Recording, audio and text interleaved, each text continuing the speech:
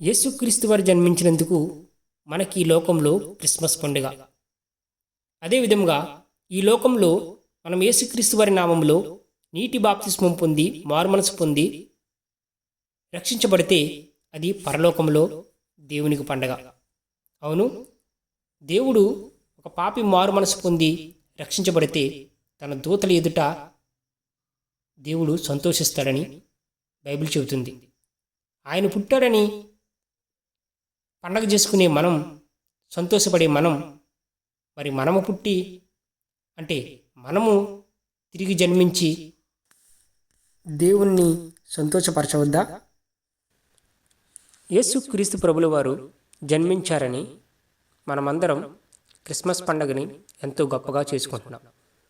అయితే యేసుక్రీస్తు వారు జన్మిస్తే అది మాత్రమే మనకు సరిపోదు, మనము కూడా తిరిగి జన్మించాలి. అవును, యోహాను సువార్త 3వ అధ్యాయం 3వ వచనంలో యేసుక్రీస్తు వారు ఇలా అంటున్నారు. అందుకు యేసు అతనితో, ఒకడు క్రొత్తగా జన్మించితేనే కానీ అతడు దేవుని రాజ్యమును చూడలేడని నీతో నిశ్చయముగా చెప్పుచున్నాను నేను. అందుకు నికోదేము, ముసలివాడైన మనుషుడు ఎలాగ జన్మింపగలడు? రెండవ మారు తల్లి గర్భమందు ప్రవేశించి జన్మింపగలడా అని ఆయనను అడగగా యేసు ఇట్లనేడు, ఒకడు నీటి మూలముగాను ఆత్మ మూలముగాను జన్మించితేనే గాని దేవుని రాజ్యంలో ప్రవేశించలేడని నీతో నిశ్చయముగా చెప్పుచున్నాను. మళ్ళీ చదువుతున్నానండి. ఒకడు నీటి మూలముగాను ఆత్మ మూలముగాను జన్మించితేనే గాని దేవుని రాజ్యంలో ప్రవేశింపలేడని నీతో నిశ్చయముగా చెప్పుచున్నాను. ప్రతి మనిషి కూడా శారీరకంగా జన్మించిన తర్వాత ఆత్మలో కూడా జన్మించాలి. ఆత్మలో జన్మించడం అంటే నీటి బాప్తిస్మం తీసుకోవడం. నీటి ద్వారా జన్మించడం అంటే నీటి బాప్తిస్మం తీసుకోవడం. ఆత్మ ద్వారా జన్మించడం అంటే పరిశుద్ధాత్మతో అభిషేకించబడడం. మనం యేసుక్రీస్తు వారు పుట్టారు అనేసి క్రిస్మస్ని ఎంతో ఘనంగా తీసుకున్నాం. కొత్త బట్టలు కొనుక్కుంటున్నాం, ఇంటిపైన స్టార్ పెట్టుకుంటున్నాం, అనేకమైన వంటకాలు చేసుకుంటున్నాం. ఎంతో ఘనంగా మనం గొప్పగా చెప్పుకుంటూ యేసుక్రీస్తు వారిని ఆరాధిస్తున్నాం, పండగ చేసుకుంటున్నాం. అయితే మనం స్టార్ పెట్టుకుంటేనో, కేక్ కట్ చేస్తేనో, కొత్త బట్టలు వేసుకుంటేనో అది సరిపోదు. మొట్టమొదటిగా మనం చేయవలసింది మారు మనసు పొంది మనము కూడా నీటి ద్వారా ఆత్మ ద్వారా జన్మించాలి. ఇలా జన్మించకపోతే, మనం బాప్తిస్మం తీసుకోకపోతే యేసుక్రీస్తు వారు జన్మించిన మన జీవితంలో ఎటువంటి ఉపయోగం ఉండదు. అవునండి, చాలా స్ట్రైట్గా చెప్తున్నాను. యేసుక్రీస్తు వారు ఒక్కరే జన్మిస్తే సరిపోదు. యేసుక్రీస్తు వారు జన్మించారు మన కొరకు, మన పాపాలు తీసివేయడం కొరకు, మనల్ని పరిశుద్ధులుగా చేయడం కొరకు, నూతన జీవితాన్ని మనకి ఇవ్వడం కొరకు ఆయన జన్మించారు. ఆయన నామంలో, ఆయన రక్తం ద్వారా పాపక్షమాపణ పొంది నీటి బాప్తిస్మం ద్వారా మరలా మనం జన్మిస్తేనే తప్ప మనం పరలోక రాజ్యంలో చేరమని, నిత్య జీవం పొందుకోమని యేసుక్రీస్తు వారే స్వయంగా యోహాను సువార్త 3వ అధ్యాయం 3వ వచనం నుంచి 5వ వచనం వరకు చెప్తున్నాడు ఆయనే. అంటే దీని అర్థం యేసుక్రీస్తు వారు ఒక్కరు జన్మించడం వలన మనం రక్షించబడలేము. ఆయన జన్మించాడు, మనకు రక్షణని సిద్ధపరిచాడు. ఎవరైతే యేసుక్రీస్తు వారు ప్రభువని నోటితో ఒప్పుకొని ఆయన నామంలో బాప్తిస్మం పొందుతారు, వాళ్ళు మాత్రమే రక్షించబడతారు. అంతే తప్ప క్రిస్మస్కి కొత్త దుస్తులు కొనుక్కొని, లేకపోతే పెద్ద పెద్ద సందాలు ఇచ్చి, కానుకలు ఇచ్చి, క్రిస్మస్ పార్టీ చేసి, దుప్పట్లు పంచిపెట్టి సేవా కార్యక్రమాలు చేసినందువలన వాళ్ళు పరలోక రాజ్యం చేరతారని బైబిల్ చెప్పట్లేదు. యేసుక్రీస్తు వారు కూడా ఆ విషయాన్ని వెల్లడించట్లేదు. మనం ముందుగా చేయవలసింది ఆయన యందు విశ్వాసం ఉంచి మారు మనసు పొంది రక్షించబడాలి, జన్మించబడాలి. అప్పుడు ఇవన్నీ కూడా చేయొచ్చు. ఎదుటి వారిని ప్రేమించాలి, ఎదుటి వారికి అవసరమైనవి మనం ఇవ్వాలి, ఇవన్నీ కూడా మనం చేయాలి.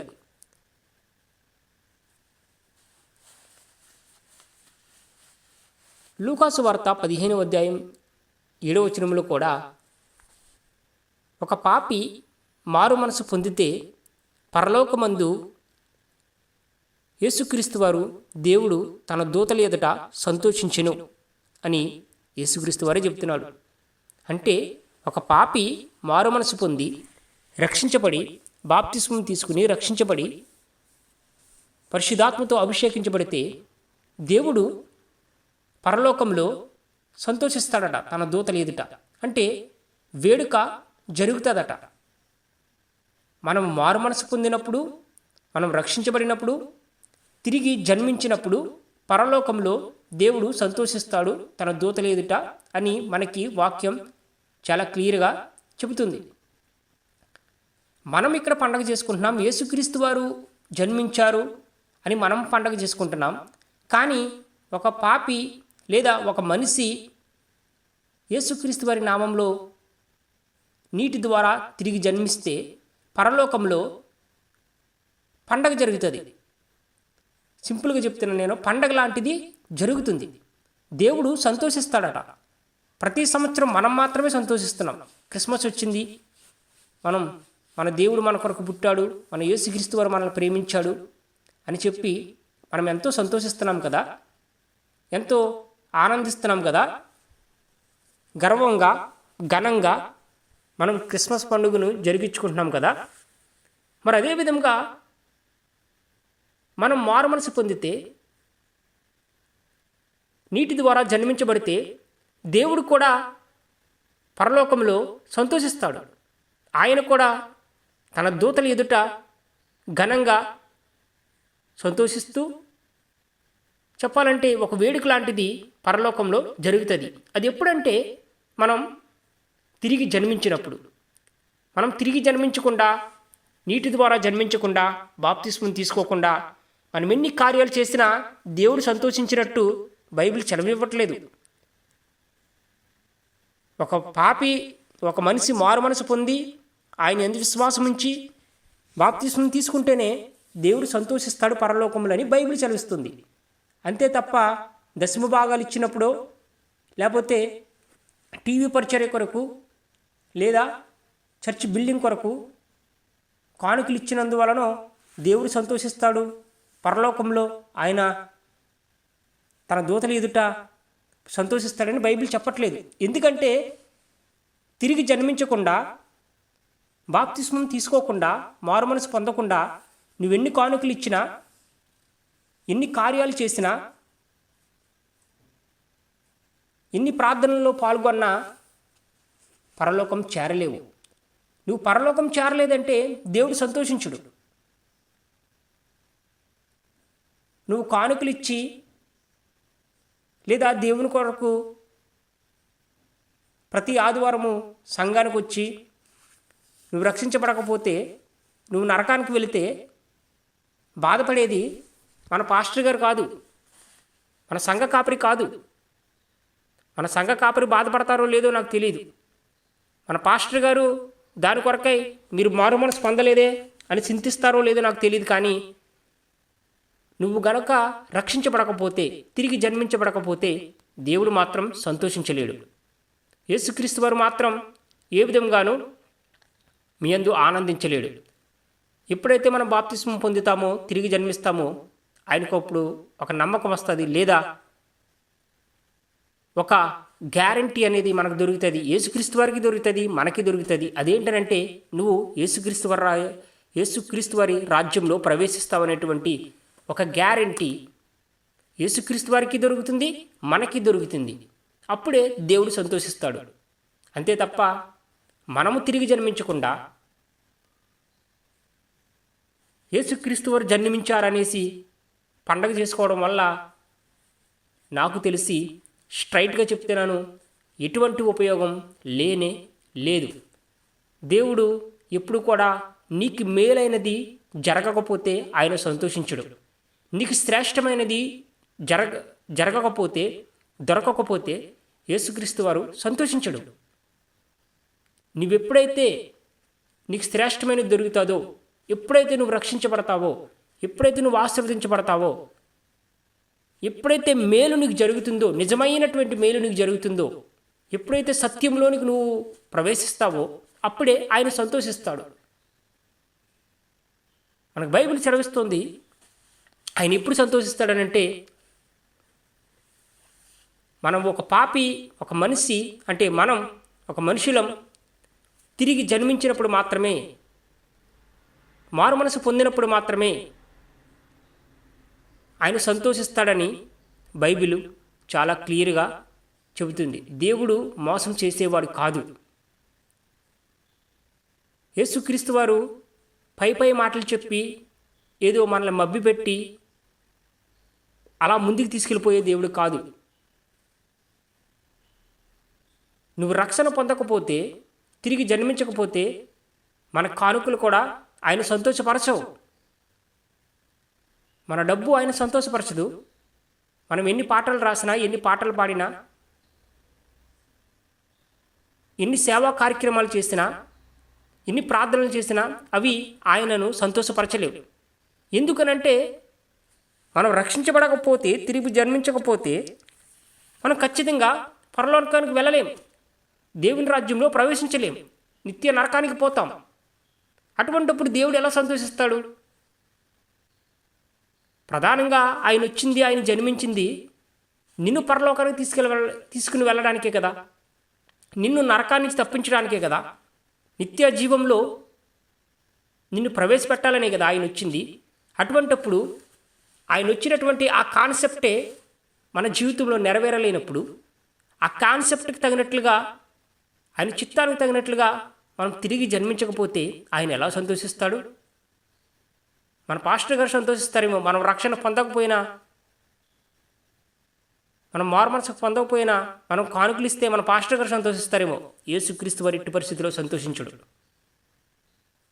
మనం ఎప్పుడైతే మారుమనసు పొందుతామో, రక్షించబడతామో, నీటి ద్వారా, ఆత్మ ద్వారా జన్మిస్తామో, తిరిగి జన్మిస్తామో అప్పుడే ఆయన పూర్తిగా సంతోషిస్తాడు.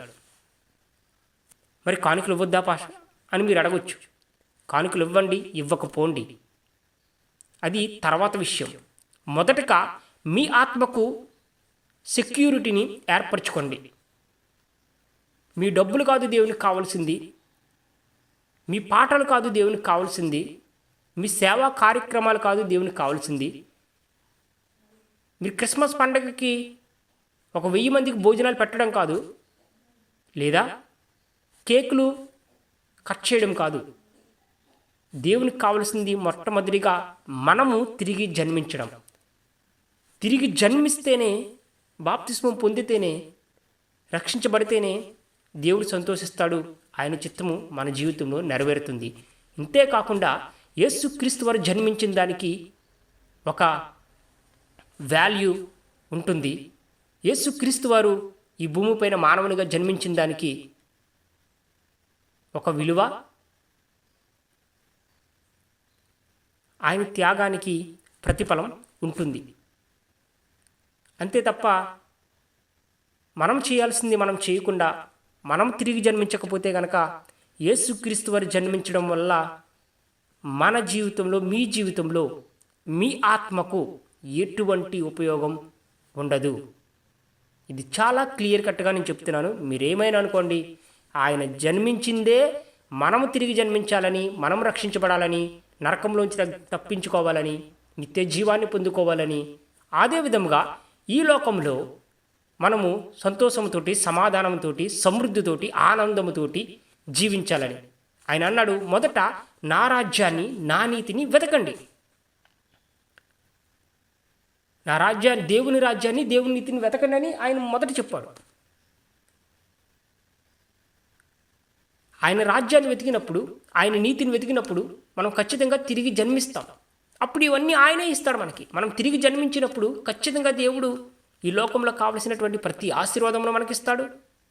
ప్రతిరోజు క్రిస్మస్ చేసుకునేటువంటి, పండగ చేసుకునేటువంటి ఆ స్థితిని, ఆ ఆశీర్వాదమును, ఆ సమాధానమును దేవుడు మనకి అనుగ్రహిస్తాడు.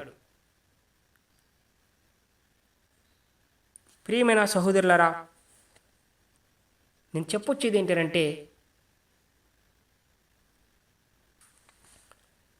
ఈరోజు వరకు మీరు తిరిగి జన్మించకపోయినా దేవుడు మిమ్మల్ని ఆశీర్వదిస్తున్నాడు, దేవుడు మిమ్మల్ని కాపాడుతున్నాడు, దేవుడు మిమ్మల్ని నడిపిస్తున్నాడు,